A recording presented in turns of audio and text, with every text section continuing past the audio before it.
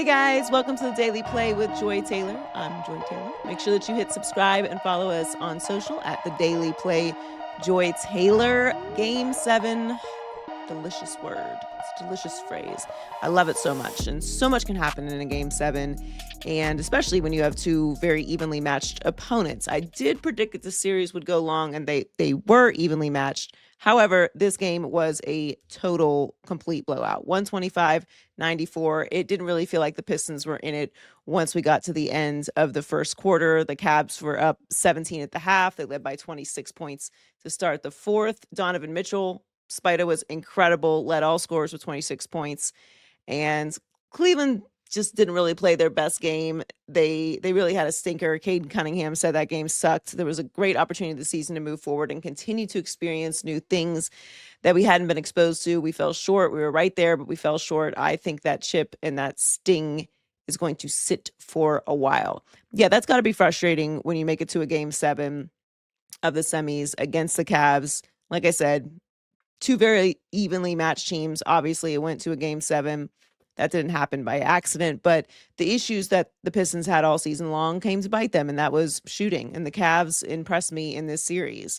I, however, think that I am taking the Knicks in the Eastern Conference Finals. The Knicks played on May 10th, which means they'll have 9 days of rest before Tuesday's Game 1. You can go either way with that. Some people think that too much rest is not a good thing. The Knicks aren't necessarily a young team, and it was critical for OG Anunoby, who's recovering from a hamstring strain that kept him out of games 3 and 4 of the second round. And the Cavs will have less than 48 hours between Sunday's win and Game 1. And the Knicks went 2-1 against the Cavs this season. I think this will be a very physical series. I think it'll be very fun. The Cavs are a team that is right on the cusp. The Knicks are a team that everyone kind of hopes is on the cusp, and obviously made quick work of the Sixers in the second round. So it's kind of interesting. I mean, you have a team that has had a lot of rest and a team that is coming in hot. I imagine that the Knicks will start Game 1 a little bit slow. They do have home court advantage, so the first 2 games will be at MSG, which is nice.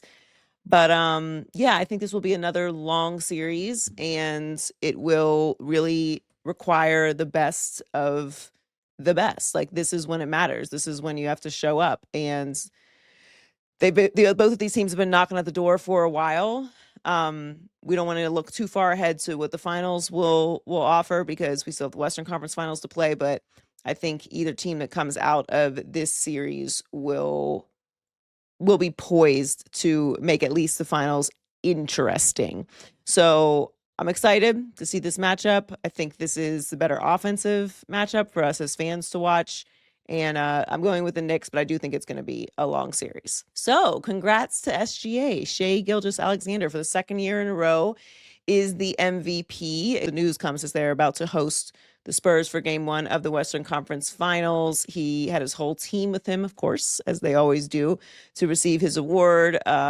Shai gifted all of his guys APs and Burberry trench coats for their support. That's very fitting for this group. Nikola Jokic was second, and Victor Wembanyama came in third. Shai was one of 2 players to average 30-plus points this year, and his team had the best record in the league for the second straight season.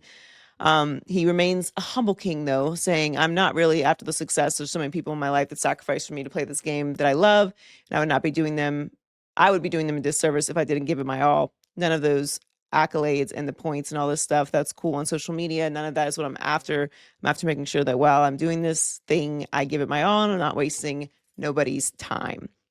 Now, Shai has become a bit of a controversial figure in the basketball world because of his style of play, and people feel that he draws a lot of unnecessary fouls. They're pretty critical of the officiating when it comes to him. It's not a palatable style of play for fans for him to be at the line all the time.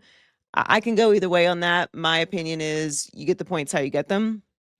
If you're getting calls and you get to the line, you still have to make those free throws. And he does that really well as well. And I mean, he's an incredible player. Back-to-back MVPs does not happen because you get to the free throw line a lot. He's incredibly efficient. He's absolutely brilliant to watch. I'm not a big fan of the constant fouls. I tend to lean more towards physical play, but he was obviously the right choice. He's the best player on the best team.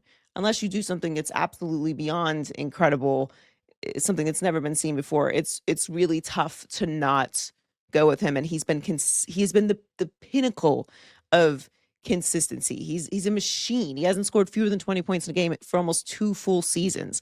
That's remarkable. So he's the 14th player in league history to win an award in consecutive seasons. So he, joins very rare air. And, Jokic and Wemby both had really impressive seasons, but not enough to surpass what Shai's done this year. I think he deserves it. People don't like seeing budding dynasties. They don't like to see players get rewarded too much. But again, I get what the voters did here.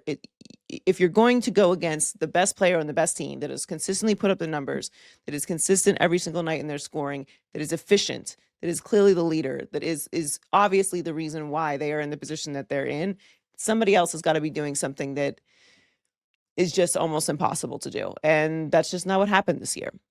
Finally, a little blast from the past. Ronda Rousey is back and gone again. The former UFC champ stopped Gina Carano with a very classic Ronda armbar, very quick, just seconds into the first round, 17 seconds. It was a blockbuster event on Netflix this weekend. And she delivered. I mean, listen, Ronda Rousey is one of those athletes that I hold very high up in the ranks, specifically for women's sports, because she cut through in a very masculine space. She was one of those athletes that cut through both socially, culturally, and in the sport. And she was very, very, very dominant. I mean, I think we haven't seen her for a while. And so I really kind of love that this is how she won this fight.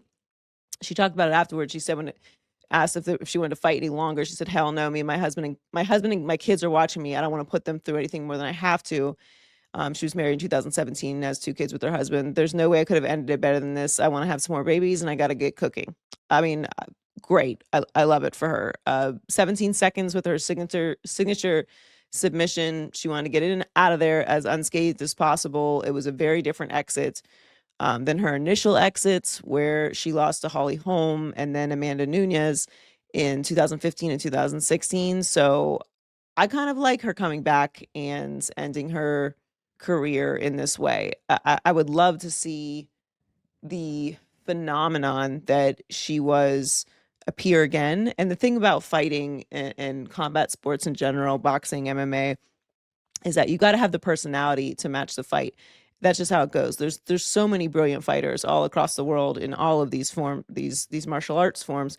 But if you don't have the marketing and the personality to match, it's just not going to cut through. And the audience has to respond to that. And they've always responded to her. And she was incredibly dominant. So I like seeing her end her career that way. And now she's passing on fully and committed to the next chapter of her life, and not passing on, but you know what I mean. She's moving on to the next chapter of her life fully. And she was an incredible athlete and meant so much to that sport. And I'd love to see, some more women take over the mantle in the crossover way that she did. So for more on this and other top stories of the day, tune into The Daily Play with Joy Taylor at urban1podcast.com or wherever you get your podcasts. Thanks for joining us, guys.